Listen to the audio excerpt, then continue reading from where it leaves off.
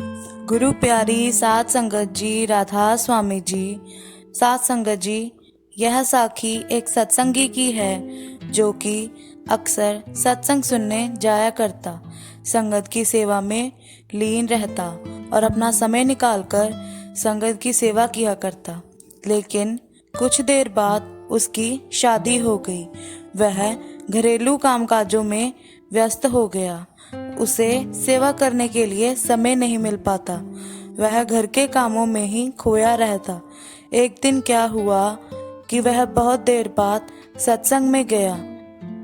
एक सत्संग करता थे जिनका उस सत्संगी से अच्छा लगाव था, परमार्थी प्रेम था। जब उन्होंने उसे देखा तो कहा कि भाई, इतनी देर बाद आए हो, कहाँ थे?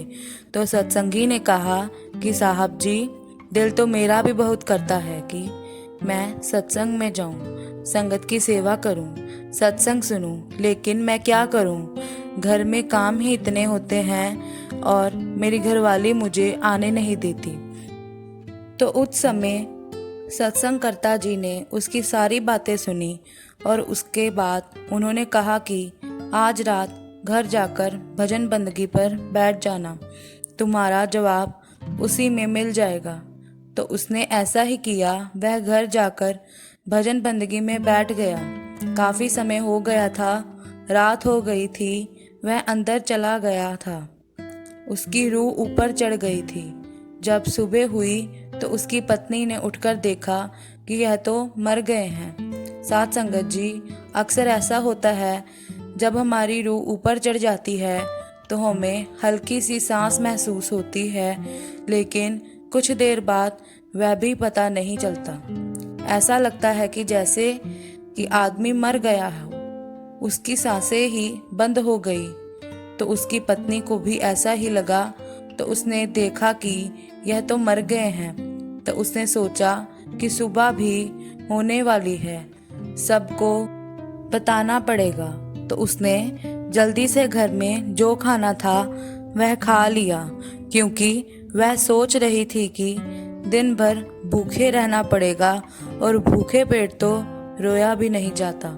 यह सब उसका पति बैठा देख रहा था और जो जो वह कर रही थी वह सब देख रहा था। तो जब सुबह हुई तो उसने देखा कि अब यह लोगों को बुलाना शुरू करेगी। तो उसने मालिक का ध्यान किया, सतगुरु को याद किया। वह वापस नीचे आ गया। वह सारा का सारा सच जान चुका था कि यह दुनियादारी झूठी है।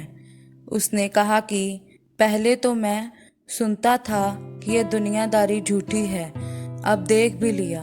लेकिन उसने अपनी पत्नी को कुछ नहीं कहा। उसने जान लिया था कि यह सब तो ऐसे ही रहने वाला है। मुझे अपना रास्ता साफ करना है, मालिक से मिलाप करना है। साध संगत जी, उसके बाद उसने मालिक की भजन बंदगी की और मालिक को प्यारा हो गया। साध संगत जी, हमें रोज अपने भजन सिमरन को वक्त देना चाहिए। सभी सवालों के जवाब हमें उन्हीं में से मिल जाएंगे। गुरु प्यारी साध संगत जी, ऐसी और रूहानी साखियाँ सुनने के लिए हमारे चैनल रूहानी साखियाँ को सब्सक्राइब करें।